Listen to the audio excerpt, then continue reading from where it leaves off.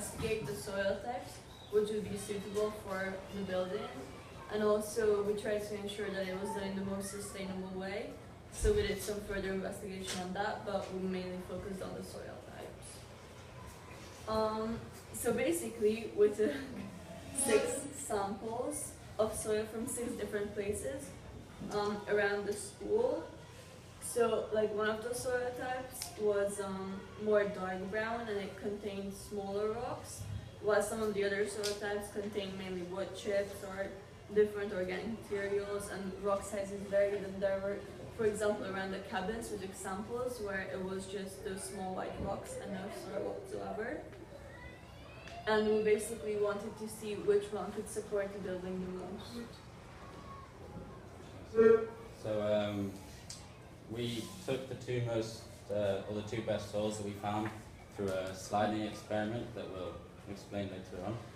And I just did a simple experiment to tell what type of soil it was by taking just a handful of like a damp soil, and if you could mold it into a shape, then you could tell it was a clay soil, and it wasn't very good to build on that type of soil.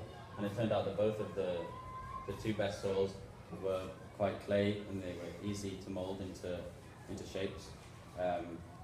So that's just some extra information on the 2 types of soils that we found to be the best. And so basically we did the soil testing to see what minerals it contained. That was the nitrate test. Yeah, so as Chinga said, we carried out a series of tests for nitrates, phosphorus, pH, and we only carried out these tests on the two best soils that were mentioned before. And so my area was nitrate and the amount of nitrogen in the soils. And so nitrogen in the soils is essential for the growth of mainly plants and vegetation, but can also affect erosion and runoffs in the soil. So to carry out this experiment, we had obviously here you can see a soil testing kit, and you just added in a dry sample of the soil, filled it with 2.5 milliliters of N1 solution, and then mixed in some N2 powder and left it for 5 minutes to tell the color change, which is on this table here. And from the soil number 5, which was found, or soil number 4, which was found by the old car park, that had low levels of nitrogen in it, and the soil number 6, which was found from the soil around a tree, had medium to low nitrogen in it.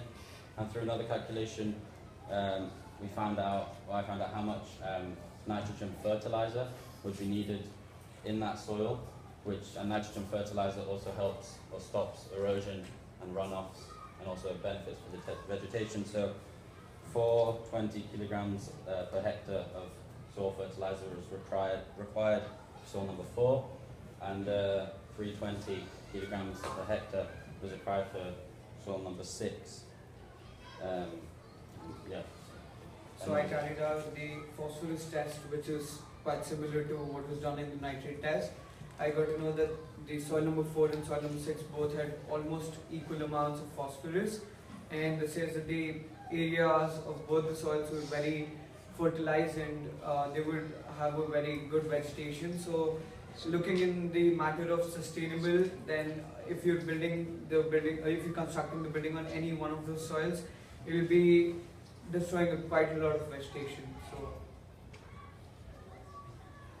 And I just carried out a basic pH test because, for instance, if the soil is too acidic, it could eat away the foundations of the building if the materials are not appropriate enough. And I did that by basically taking some soil and adding about 2 centimeter cubed of water, and then adding a universal indicator, and they all turned out green, which means it was of pH 7 and neutral. So there wasn't really an issue with the acidity of the soil.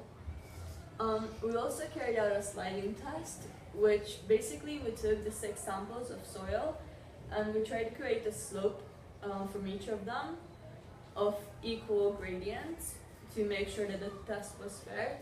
And then we dropped a 100-gram mass from the top of the slope of the dry soil, and we measured the distance that it traveled. We took about 3 measurements, and then you can see the average calculated on the board. And then we decided that we need to see the effect of rain, and what effect rain would have on the soil type, and whether it would slide more, or if it's like stable enough for the building. And so we added water to the soil, and you can also see the results of that. And we can say that on average, when it rained, the mass moved less. So if the soil is wet, it's somehow more stable and like it would stick together more. And so here we found that soil number 4 and 6 were the most stable, which was that and that. So the rocky ones are really bad, I guess. So we also measured the percentage of the organic material in all 6 samples by equal amount. Then we had 10 grams per each, and then we filled in the beaker with water, which showed that the organic materials came up, so such as grass, roots, and leaves, because they had less dense. Therefore, they floated on the top, and after we dried these organic materials with paper towel, and we calculated out the percentage, and this showed that it's really important for the soil that it contains organic materials, because this is what keeps it together.